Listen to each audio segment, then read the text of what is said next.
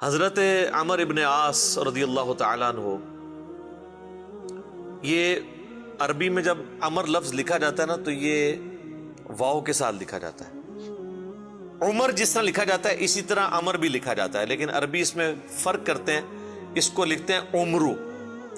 وہ اردو میں لوگ پڑھ رہے ہوتے ہیں نا عمرو، یہ عمرو عیار کی کہانیاں، وہ لفظ بھی ڈیوائس بیسیکلی حضرت عمر بن عاص سے ہوا ہوا ہے، کیونکہ برین ان کا بہت تھا۔ اچھا، لیکن وہ لفظ ہی غلط ہے، لفظ عمرو تو کوئی لفظ ہی نہیں ہے، لفظ ہے امر۔ لکھا ہوتا ہے عمرو لیکن اس کا مطلب واو جو ہے وہ سائلنٹ ہوتا ہے، اور واو کا مطلب یہ ہے کہ آپ نے اسے پیش کی بجائے زبر سے پڑھنا ہے، عمر کی بجائے پڑھنا ہے امر۔ تو حضرت عمر بن عاص رضی اللہ تعالیٰ عنہ، یہ آپ سمجھ لیں کہ قریش مکہ، مشرکین عرب کے تھنک ٹینکس میں سے تھے۔ گفتگو کرنے کا بھی ان کو فن آتا تھا، اور معاملہ فہمی اور چیزوں کو ہینڈل کرنا یہ ان پہ ختم تھا، اور ینگ ایج کے اندر۔ اس کا اندازہ آپ اس بات سے لگائیں کہ جب مسلمان ہجرت کر کے نجاشی کے پاس چلے گئے تو مشرکین عرب نے اپنا سفیر بنا کر جس شخص کو بھیجا کہ وہاں پہ جا کے ایک عیسائی بادشاہ سے مقدمہ لڑ سکے اور نعوذ باللہ مسلمانوں کو وہاں سے دوبارہ ملک بدر کروایا جائے، تو جس شخصیت کا انتخاب کیا وہ عمر بن عاص تھے۔ اس وقت ظاہر وہ مسلمان نہیں ہوئے تھے۔ بہرحال وہاں پہ پھر قرآن کی طاقت کام آئی۔ حضرت علی کے جو بھائی تھے جعفر بن ابی طالب، انہوں نے سورہ مریم کی جب تلاوت کی نجاشی کے دربار میں، بسم اللہ الرحمن الرحیم، یا زکریا انا نبشرک بغلام اسمه یحیی لم نجعل له من قبل سمیا قال ربی انا یکون لی غلام وكانت امرأتی عاقرا وقد بلغت من الكبر عتیا قال كذلك قال ربك هو علي هين۔ تو پھر اللہ تعالیٰ کی گفتگو کے سامنے بڑے سے بڑا بھی کوئی سفیر ہو، اس کی زبان کا اثر تو پھر ختم ہو جاتا ہے۔ تو نجاشی کی حالانکہ عمر بن عاص سے بڑی پرسنل دوستی بھی تھی، یہ بڑے ان سے تحفے بھی ان کے لیے لے کے گئے، وہ تحفے بھی اس نے واپس کر دیے۔ وقد خلقتك من قبل ولم تك شيئا قال رب اجعل لي آية قال آيتك ألا تكلم الناس 3 ليال سويا فخرج على قومه من المحراب فأوحى إليهم أن سبحوا بكرة وعشيا يا يحيى خذ الكتاب بقوة وآتيناه الحكم صبيا وحنانا من لدنا وزكاة وكان تقيا وبرا بوالديه ولم يكن جبارا عصيا وسلام عليه يوم ولد ويوم يموت ويوم يبعث حيا۔ اس نے کہا بھائی لے جاؤ، تم سونے کے اگینسٹ بھی ان کو تولو نا تو میں تب بھی تمہیں یہ واپس نہیں کروں گا، ٹھیک ہے۔ پھر زمین سے اس نے تنکا اٹھا کے کہا کہ یہ جو سورہ مریم میں حضرت عیسیٰ کا سٹیٹس آیا نا کہ وہ اللہ کے بندے تھے، والله ما عدا عيسى ابن مريم ما قلت هذا العقد، اللہ کی قسم عیسیٰ ابن مریم ایک تنکے کے برابر بھی اس سے زیادہ ان کا مرتبہ نہیں تھا جتنا تم نے بیان کیا ہے، یعنی اس میں ہم غلو نہیں کر سکتے کہ انہیں ڈیوینٹی میں کلیم کر دیں۔ یہ سمجھدار لوگ تھے، یہ وہاں سے مایوس ہوئے۔ اسی دوران صلح حدیبیہ بھی ہو چکی تھی، مسلمانوں کی پاور تسلیم ہو چکی تھی۔ تو حضرت خالد ابن ولید اور عمر بن عاص یہ دونوں بڑے جگری یار تھے، ایک بڑا بہترین پلانر تھا اور دوسرا بہت بڑا جنگجو تھا۔ تو صلح حدیبیہ کے بعد نا ان لوگوں کو اندازہ ہو گیا کہ اب اسلام کا گراف اوپر ہی جا رہا ہے، شرح صدر بھی ہو گیا۔ خالد ابن ولید کا ایک بھائی تھا ولید ابن ولید، وہ مسلمان پہلے ہی ہو چکا ہوا تھا۔ تو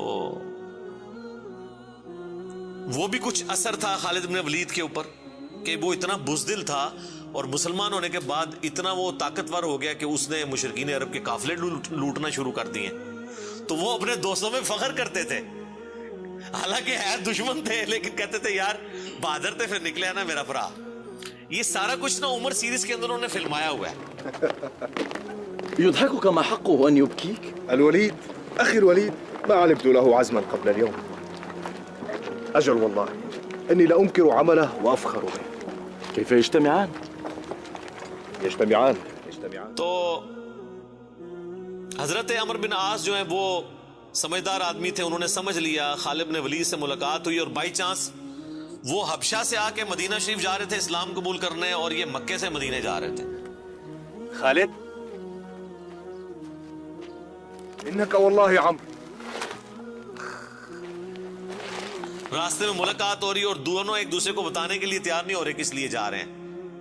لیکن پھر جب گپ شپ ہوئی تو اندازہ ہوا, تو حضرت خالد نے کہا کہ بھئی مجھے لگتا ہے کہ یہ اللہ کے پیغمبر ہیں, اللہ کی غیبی تائید ہے ان کے ساتھ.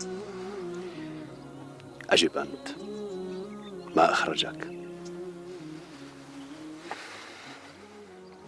يا أبا عبد الله. والله لقد استقام المنسم وإن الرجل لنبي أذهب إليه فأسلم. وذلك الذي أخدمني. تو عمر بن عاص کہتے ہیں کہ مجھے بھی لگتا ہے ایسے. تو پھر کیا ارادہ ہے؟ تو کہتے ہیں ہم ان کی بیعت کر لیتے ہیں, اسلام قبول کر لیں. تو پھر انہوں نے اسلام قبول کیا. پھر نبی علیہ السلام نے ان کے ساتھ بڑی شفقت بھی فرمائی.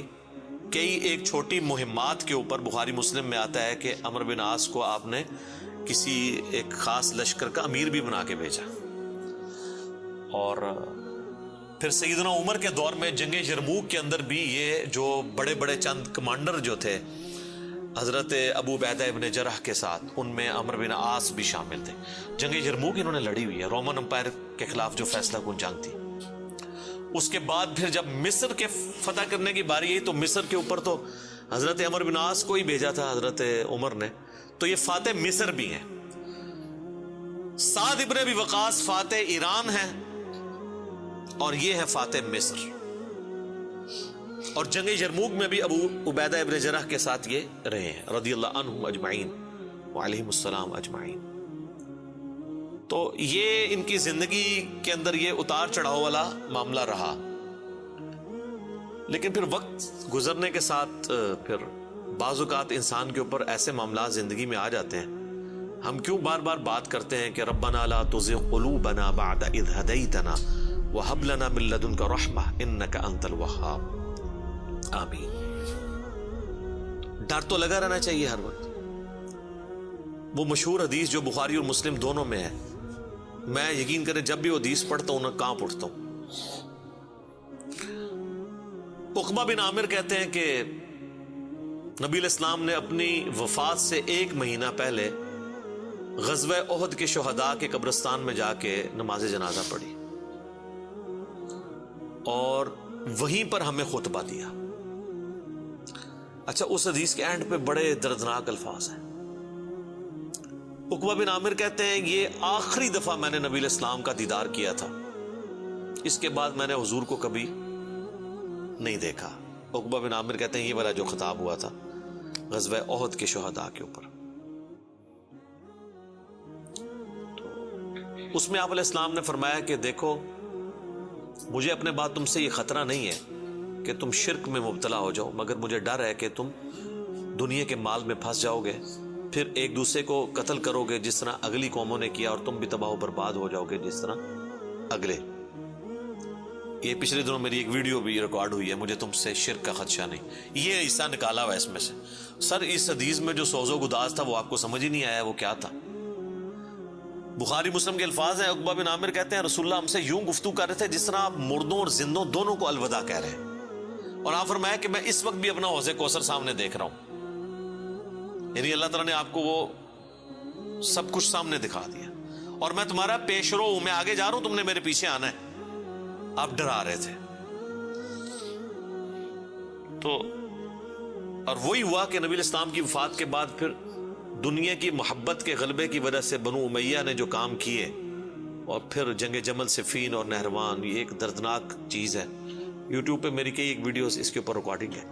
اس حدیث میں بہرحال یہ آپ چیز نوٹ کریں کہ نبی علیہ السلام نے یہ خطبہ مسجد نبوی میں دینے کی بجائے قبرستان میں کیوں دیا ہے. اس کی 2 ریزنز تھی. اس لیے کہ وہ قبرستان تھا غزوہ احد کے میدان میں, جہاں پر ایک واضح فتح مال غنیمت سمیٹنے کی وجہ سے شکست میں بدل گئی تھی. حالانکہ رسول اللہ موجود تھے, لیکن دنیا کی محبت کا تھوڑے سے غلبے نے رسول اللہ کی موجودگی کی بھی پرواہ نہیں کی اللہ نے، اور فتح کو شکست میں بدل دیا۔ تو آج تو رسول اللہ موجود بھی نہیں ہے، ہمیں آپ کی دعاؤں کا بھی وہ حصہ نہیں ہے جو صحابہ کو نصیب تھا صلی اللہ علیہ وآلہ وسلم رضی اللہ عنہم اجمعین۔ اور دوسرا نبی علیہ السلام یہ میسج دینا چاہ رہے تھے کہ غزوہ احد میں وہ لوگ اس قبرستان میں دفن ہیں جنہوں نے محنتیں کی ہیں اور پھل ملنے سے پہلے ہی وہ اسی فقر کی زندگی میں دنیا سے چلے گئے۔ حضرت حمزہ ابن عبد المطلب نے تو اسلام کا گولڈن پیریڈ نہیں دیکھا نا، ان تو قربانیاں دی ہیں نا۔ آپ اس سے اندازہ لگائیں، یہ میرا اجتہاد ہے اور یہ درست ہے کہ اگر رسول اللہ کی وفات کے وقت حضرت حمزہ زندہ ہوتے تو پہلے خلیفہ وہ بنتے، کیونکہ غزوہ بدر اور احد کے اندر نبی علیہ السلام نے آرمی چیف ان کو بنایا تھا، ابو بکر عمر عثمان و علی ان کے انڈر تھے۔ تو حمزہ بن عبد المطلب تو شہید ہوئے احد میں، ان کی لاش کا مسئلہ ہوا۔ نبی علیہ السلام نے یہ بھی میسج دیا کہ یہاں پہ، اور پھر وہاں تو اتنی دردناک حدیثیں ہیں بخاری مسلم میں کہ کفن کے لیے بھی کپڑا نہیں تھا، سر چھپاتے تھے تو پاؤں ننگے ہو جاتے تھے کہ یہ صاحب کے، پھر گھاس ڈال کے ایک قبر میں کئی مردے دفنائے گئے۔ تو نبی اسلام یہ بھی میسج دے رہے تھے، کیونکہ آپ کو تو اللہ نے دکھا دیا نا۔ اسی حدیث بخاری مسلم میں آتا ہے کہ اللہ تعالیٰ نے زمین کے خزانوں کی چابیاں مجھے دے دی ہیں، اور جو بریلوی کہتے ہیں کہ حضور ہی سب کچھ بانٹ رہے ہیں، خدا کا نام ہے۔ اور میرے بھائی وہ بخاری مسلم میں باقی حدیث میں موجود ہے، وہ زمین کے خزانے رومن اور پرشین امپائر کے خزانے ہیں جو صحابہ نے فتح کرنے تھے، بیت المال میں آ کے جمع ہونے تھے۔ یہ تھا اس سے مراد کہ مجھے اللہ تعالیٰ نے عطا فرمائی ہے، مجھے اللہ تعالیٰ نے دکھا دیا کہ میری امت کہاں تک پہنچے گی۔ وہ کئی ایک حدیث آپ کو مشکات کی نا 30 جلد میں نبی علیہ السلام کے فضائل کے چیپٹر میں وہ مل جائے گی۔ کئی لوگ ہمیں ای میل بھی کر رہے ہوتے ہیں، یہ حضور کو جو چابیاں دی گئی ہیں تو پھر اب جس کے پاس چابی ہے اس سے ہی مانگنا چاہیے۔ وہ یہ تھا، ٹھیک ہے، کہ وہ رومن اور پرشین امپائر کے خزانے مسلمانوں کو ملے۔ تو بہرحال اسی کی ایگزیکیوشن بعد میں ہوئی ہے، اور حضرت عمرو بن عاص بھی اس، یعنی آپ سمجھ لیں سسٹم کا کسی درجے تک حصہ بنے، اور یہ میں ان پہ کوئی فتویٰ نہیں لگا رہا، وہ خود مانتے تھے کہ میرے ساتھ ایسا معاملہ ہوا۔ مجھے حضرت عمرو بن عاص سے یہ چیز یاد آئی، بڑی رکت انگیز حدیث ہے جس میں ان کے قبول اسلام کا واقعہ بھی ہے۔ صحیح مسلم میں کتاب الایمان چیپٹر میں شروع ہی میں 321 نمبر حدیث ہے، انٹرنیشنل نمبر کے مطابق، اور میرے یہ جو کربلا والا ریسرچ پیپر جس میں میں نے 200 احادیث جمع کی ہیں، اس کے اندر بھی آپ کو مل جائے گی۔ جنگ صفین کے حوالے سے میں وہ حدیثیں لے کے آیا ہوں۔ صحیح مسلم میں 321 نمبر۔ حضرت عمرو بن عاص کی موت کا وقت جب قریب آتا ہے تو وہ دیوار کی طرف منہ کر کے رونا شروع کر دیتے ہیں۔ سر موت کے وقت انسان کو پھر اپنی زندگی میں کی ہوئی غلطیاں یاد آ جاتی ہیں۔ تو ان کا بیٹا ان کو تسلی دیتے ہوئے کہتا ہے کہ ابا جان، آپ تو نبی علیہ السلام کے قریبی ساتھیوں میں سے تھے، آپ نے رومن امپائر کی جنگیں لڑی ہوئی ہیں، جنگ یرموک، جہاد میں آپ شامل رہے ہیں، اتنے اتنے بڑے فضائل ہیں آپ کے لیے۔ تو حضرت عمرو بن عاص اسے ٹوکتے ہیں، وہ کہتے ہیں کہ تم نے ایک فضیلت تو چھوڑ دی جو سب سے بھاری تھی ہمارے نزدیک، یعنی صحابی ہونے سے بھی بھاری فضیلت اس اعتبار سے، اور وہ ہے اس بات کی گواہی دینا کہ اللہ کے سوا کوئی معبود نہیں اور محمد اس کے رسول ہیں صلی اللہ علیہ وآلہ وسلم۔ تو انہوں نے کہا تم نے یہ چیز چھوڑ دی ہے، اصل چیز تو یہ ہے، ہاں جب یہ چیز حاصل ہو جائے پھر صحابی ظاہر ہے ایک بہت بڑی فضیلت ہے، لیکن صحابی بنتا ہی وہ ہے جو پہلے اس کلمے کا اقرار کرے۔ تو کہتے ہیں کہ اب وہ بیٹے کو وجہ بتاتے ہیں اپنے رونے کی، کہتے ہیں کہ بیٹا ایک وہ وقت تھا کہ مجھے رسول اللہ سے بڑی دشمنی تھی، نعوذ باللہ، اور میری زندگی کی سب سے بڑی خواہش تھی کہ اگر رسول اللہ صلی اللہ علیہ وآلہ وسلم کے بارے میں مجھے کوئی موقع ملے تو میں انہیں قتل کر دوں، نعوذ باللہ۔ میرا دل ان کے بغض سے بھرا ہوا تھا۔ اے میرے بیٹے، اگر میں اس وقت مر جاتا تو سیدھا جہنم میں جاتا، لیکن پھر اللہ تعالیٰ نے میرا سینہ اسلام کے لیے کھول دیا۔ رسول اللہ صلی اللہ علیہ وآلہ وسلم کی محبت میرے دل میں جاگزی ہوئی، اور وہ کہتے ہیں پھر مجھے اس دنیا میں رسول اللہ سے بڑھ کر کوئی محبوب نہیں تھا صلی اللہ علیہ وسلم۔ اور کہتے ہیں میرے بیٹے، پوری زندگی نبی علیہ السلام سے مجھے محبت اور عقیدت کا وہ لیول تھا کہ میں نے کبھی بھی آنکھ بھر کے حضور کے چہرے کی طرف نہیں دیکھا، اور اگر تم مجھ سے پوچھو نا کہ میں حضور کے چہرے کے خد و خال بیان کروں تو نہیں کر سکتا. میں نے زندگی میں حضور کی ادب کی وجہ سے کبھی آپ کے چہرے کو نگاہ بھر کے بھی نہیں دیکھا. اوئے ہائے ہائے. اور کہتے ہیں میرے بیٹے میں اس وقت مر جاتا تو سیدھا جنت میں جاتا جب میں نے اسلام قبول کر لیا. اور پھر وہ ساتھ بتاتے ہیں, کہتے ہیں میں جب اسلام قبول کرنے کے لیے گیا تو نبی علیہ السلام نے اپنا دایاں ہاتھ آگے بڑھایا تو میں نے بھی آگے بڑھا کے پیچھے کھینچ لیا, اور میں نے کہا یا رسول اللہ پہلے مجھے گارنٹی دیں کہ میرے پچھلے سارے گناہ معاف ہوں جو میں نے اسلام کے خلاف کیے ہیں.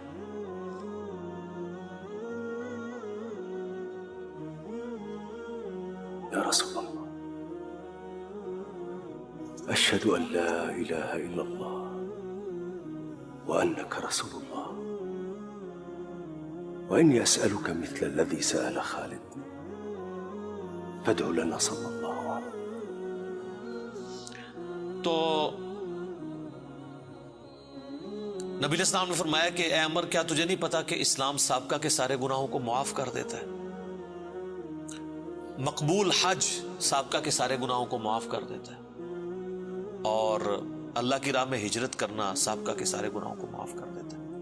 حضور نے میرے گناہوں کی معافی کی گارنٹی لی, میں نے اسلام قبول کیا. اے میرے بچے اگر میں اس وقت مر جاتا تو سیدھا جنت میں جاتا. لیکن پھر میری زندگی میں ایک تیسرا وقت آیا,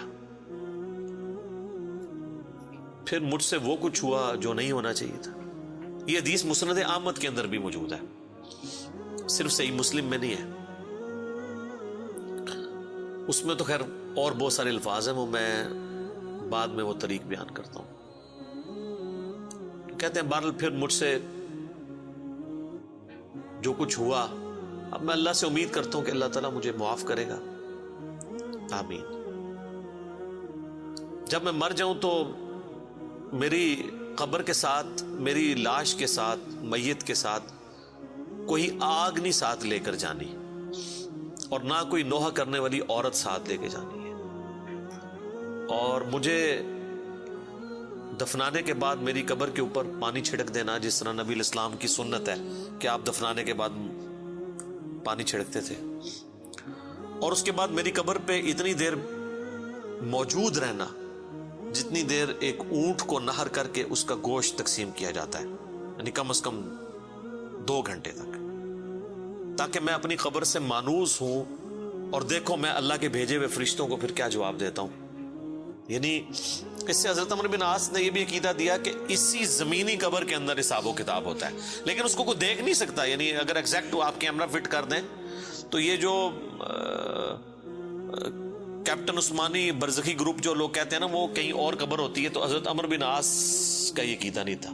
یہ حدیث ان کے گلے کا کانٹا ہے, جب وہ ہم پیش کرتے ہیں وہ کہتے ہیں عمر بن عاص کا تو ذہنی توازن آخری وقت میں بگڑا ہوا تھا, وہ تو بہکی بہکی باتیں کر رہے تھے, کیونکہ ان کے لیے تو وہ جو بھی باتیں حضرت علی کی فیور میں جائیں وہ بہکی بہکی ان کو لگتی ہیں نا. میں کہتا ہوں ان کا دماغ جتنا موت کے وقت کام کیا ہے نا پہلے نہیں کیا تھا, کیونکہ وہ تو اس وقت ہی ان کو احساس ہوا ہے. اس طرح کو پوری اپنی لائف سٹوری سناتا ہے جس کا دماغ چلا ہوا ہو, کدھر سے شروع ہے اور کدھر تک پہنچا ہے. اچھا یہ حدیث مسند احمد میں بھی آتی ہے, اس میں جو ہے نا الفاظ ہیں کہ وہ گھبراہٹ کی وجہ سے نا دیوار کی طرف منہ کر کے روتے ہیں. تو ان کا بیٹا جب پوچھتا ہے کہ کیا آپ موت کے خوف کی وجہ سے رو رہے ہیں, وہ کہتے ہیں میں موت کی وجہ سے نہیں رو رہا, میں رو رہا ہوں اس بات کو کہ مرنے کے بعد میرے ساتھ کیا بنے گا, موت کے بعد آنے والے حالات کے بارے میں. یہی تو سر ہم آپ کو کہہ رہے ہیں کہ مرنے سے پہلے اے مسلمان کر لے اس پہ غور, کتابوں کا خدا اور ہے, بابوں کا خدا اور. اچھا ایک اور طریقہ ہے مسند امام احمد میں اس کے ساتھ ہی کہ موت کے وقت جب انہیں گھبراہٹ ہوتی ہے نا تو وہ دیوار کی طرف منہ کر کے زاروں قطار روتے ہیں. تو ان کا بیٹا کہتا ہے کہ ابا جی آپ رو رہے ہیں, آپ کو تو نبی علیہ السلام اتنی محبت کرتے تھے, آپ کو ذمہ داریاں دیتے تھے, آپ نے جنگیں لڑی, آپ نے رومن امپائر کے خلاف جنگ یرموک لڑی, تو حضور کو تو آپ کو بڑی اہمیت دیا کرتے تھے. سر اس پہ آپ ذرا جواب سنیں عمر بن عاص کا. وہ کہتے ہیں اللہ کی قسم مجھے پوری زندگی یہ بات معلوم نہیں ہو سکی کہ حضور مجھ سے واقعی محبت کرتے تھے یا صرف تالیف قلب کے لیے، میرا دل رکھنے کے لیے مجھے کبھی کو پوسٹ دے دیا کرتے تھے. لیکن 2 بندے ایسے ہیں جن کے بارے میں دل سے گواہی دیتا ہوں کہ رسول اللہ اپنی وفات تک ان سے محبت کرتے تھے. ایک ابن سمیہ عمار ابن یاسر، اور دوسرا ابن ام عبد عبداللہ ابن مسعود. اب عمار بن یاسر ان کو کیسے بھول سکتا تھا؟ عمار کو تو مارا ہوا تھا انہوں نے صفین کے اندر. تو وہ کہہ رہے ہیں کہ حضور مجھ سے محبت کرتے تھے نا، تو مجھے نہیں لگتا کہ وہ اندر سے کرتے تھے یا میرا دل رکھنے کے لیے. بعض اوقات بندہ کسی کو ابلائش بھی کر دیتا ہے نا تعریف قلب کے لیے. لیکن 2 بندے ایسے تھے، میں کہتا ہوں کہ حضور واقعی ان سے محبت کرتے تھے، ابن سمیہ اور ابن ام عبد. پھر عبداللہ بن مسعود کے بارے میں اور عمار بن یاسر کے بارے میں جب انہوں نے یہ بات کی نا، تو ان کا بیٹا کہتا ہے کہ پھر انہوں نے دیوار کی طرف منہ کر لیا اور زاروں کے تار رونا شروع کر دیا. اور پھر ساتھ ساتھ یہ بول رہے تھے کہ اے اللہ، تو نے ہمیں جن باتوں کا حکم دیا ہم نے وہ کام چھوڑ دیے، اور تو نے ہمیں جن چیزوں سے منع کیا تھا ہم وہ کام کرتے رہے. اب تیری مغفرت کے سوا کوئی چارہ نہیں ہے. اور پھر ان کا بیٹا کہتا ہے کہ بس یہی جملے وہ پڑھتے رہے کہ ان کی روح پرواز کر گئی. آخری ان کا کلام یہی تھا کہ اللہ، جو جن کاموں سے تو نے روکا وہ ہم کرتے رہے، اور جن چیزوں کا تو نے حکم دیا ہم اس کی مخالفت کرتے رہے، تیری مغفرت کے سوا کوئی چارہ نہیں ہے. تو اسی حدیث میں الفاظ ہیں کہ وہ جو میں نے بتایا مسند احمد والی جو حدیث ہے کہ میری زندگی میں جو 3 پیریڈ آئے، اس میں انہوں نے پھر تیسرا کہا کہ پھر میں حکومتی معاملات میں، بادشاہت کے معاملات میں پڑ گیا. صحیح مسلم میں تو ایمبیگوس الفاظ سے، مسند احمد والے طریق میں ہے کہ میں بادشاہت سے جا ملا، یعنی وہ ملوکیت والا وہ جو معاملہ تھا وہ اسی کو ہی رو رہے تھے. مسند امام احمد میں ایک حدیث ہے کہ جب عمار بن یاسر کی قتل کی خبر ملی جنگ صفین میں، تو ایک شخص آ کے عمر بن عاص کو بتاتا ہے کہ عمار قتل ہو گئے ہیں. تو حضرت عمر بن عاص بلند آواز سے پڑھتے ہیں انا للہ و انا الیہ راجعون، اور وہ بھاگتے ہوئے حضرت معاویہ کے پاس جاتے ہیں اور کہتے ہیں کہ معاویہ، تو عمار کو ہماری فوج نے قتل کر دیا، عمار قتل ہو گئے، اور میں نے رسول اللہ سے سنا تھا کہ عمار کو ایک باغی جماعت قتل کرے گی. تو حضرت معاویہ بجائے یہ کہ رجوع کرنے کے، عمر بن عاص کو کہتے ہیں کہ تو اونٹ کی طرح اپنے پیشاب میں پھسلتا ہے، یعنی تجھے خود یہ اس حدیث کا پتہ ہے اور تو خام خواہ اس کا چرچا کر کے لوگوں کو بتانا چاہ رہا ہے کہ علی حق پہ ہے اور ہم نہ حق ہیں. تو ہم نے اس کو مارا ہے، اس کو تو علی نے مارا ہے، نہ علی لاتا اس کو اور نہ وہ جنگ کے اندر قتل ہوتا ہے، یہ تو علی نے لا کے ہمارے نیزوں کے آگے اسے پھینکا ہے. نعوذ باللہ، اتنی باطل تعویل کی. اور المستدرک الحاکم میں اور باقی کتابوں میں حدیث کی ملتا ہے کہ جب حضرت علی کو اس کی خبر ملی نا، تو انہوں نے کہا کہ پھر معاویہ یہ کہنا چاہتا ہے کہ حمزہ کا قاتل رسول اللہ تھے، کہ نہ وہ جنگ احد میں ساتھ لے کے آتے نہ حمزہ قتل ہوتا. تو جو شخص جس کی فیور میں قتل ہو رہا ہوتا ہے وہ تو اس کا قاتل نہیں ہوتا، مخالف ہی قاتل ہوتا ہے. تو پھر مسند احمد میں ایک اور حدیث ہے کہ عمار کے قتل ہونے کی جب خبر پہنچتی ہے نا، تو حضرت عمر بن عاص کہتے ہیں کہ میں نے خود رسول اللہ سے سنا تھا کہ عمار کو باغی جماعت قتل کرے گی، اور عمار کا قاتل اور مال لوٹنے والا آگ میں ہے. تو وہ جو شخص خبر لے کے آتا ہے نا، اس کو بھی ہاتھ پاؤں پڑ جاتے ہیں کہ ایک میں ان کو خبر دے رہا ہوں، ان کو خود بھی پتا ہے، تو یہ لوگ کیا کر رہے ہیں. تو حضرت عمر بن عاص اس کی بھی تعویل کرتے ہیں. وہ کہتے ہیں حضور نے جو جہنم کے بارے میں فرمایا تھا نا، وہ عمار کے قاتل اور مال لوٹنے والے کے لیے تھا، وہ ہمارے لیے نہیں ہے. اگرچہ ہم بھی جنگ لڑ رہے تھے لیکن ہمارے ہاتھوں سے تو نہیں وہ قتل ہوا.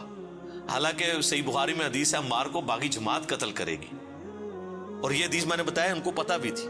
جماعت کے بارے میں الگ سے میں نہیں کہتا دوزخ میں جائے گی، اللہ اور بندے کا معاملہ ہے. تو انہوں نے کہا کہ یہ مال لوٹنے والا اور قتل کرنے والے کے بارے میں. اب مسند احمد میں موجود ہے کہ وہ صحابی صلح حدیبیہ کا صحابی تھا، ابو الغادیہ، جس نے عمار کو قتل کیا تھا، اور پوری زندگی پہ پھر وہ روتے تھے مجھ سے یہ کیا کام ہوا. تو اس پہ خیر ابن حجر اسقلانی نے بڑی کوشش کی ہے، انہوں نے بحث کی ہے کہ نہیں، صلح حدیبیہ کی فضیلت اسے کور کر لے گی، امید ہے کہ وہ جنت میں ہی جائے گا جہنم میں پھیرا لگائے بغیر. تو شیخ البانی نے پھر اس کے اوپر گرفت کی ہے کہ نہیں، جو عام فضیلت ہوتی ہے نا جب کسی معاملے میں تخصیص آ جائے تو عام فضیلت اٹھ جاتی ہے. جب حضور نے فرما دیا نا کہ مار کا قاتل اور مال لوٹنے والا جہنم میں ہے، تو اب یہ ایک تخصیص آ گئی ہے. جب تخصیص آ جائے نا تو حکم عام اٹھ جاتا ہے اس شخص کے لیے. لہٰذا آپ یہ تعویل نہ کریں. شیخ البانی یعنی انہوں نے حق گوئی کا مظاہرہ کیا. بہرحال یہ اللہ اور بندے کا معاملہ ہے، ہم کوئی کسی کی آخرت کا فیصلہ نہیں کرتے. بہرحال یہ حقیقت ہے کہ حضرت علی اپنی وفات تک ان لوگوں سے ناراض رہے ہیں. المصنف ابن ابی شیبہ میں موجود ہے. تابعی کہتے ہیں ہم نے حضرت علی کے پیچھے نماز میں قنوت نازلہ پڑھی ہے. حضرت علی قنوت نازلہ میں پڑھتے تھے اللہم علیک بمعاویۃ و اشیاعہ و عمر ابن عاص و اشیاعہ و ابا سلمی و اشیاعہ. اس میں عمر بن عاص کا بھی نام ہے. اے اللہ معاویہ کے شیعہ اور معاویہ اور اس کے شیعہ کو برباد کر، عمر بن عاص اور ان کے شیعہ کو برباد کر. یہ حضرت علی قنوت نازلہ پڑھا کرتے تھے. اچھا انہوں نے اردو میں ترجمہ کیا ہے اے اللہ معاویہ اور اس کے شیعہ کو سنبھال لے. اب کیسا لفظ استعمال؟ لفظ آتا ہے نپٹ لے. وہ اب وہ کہیں گے سنبھال مطلب ہے کہ انہوں نے سام، تو وہ تعویل کریں گے.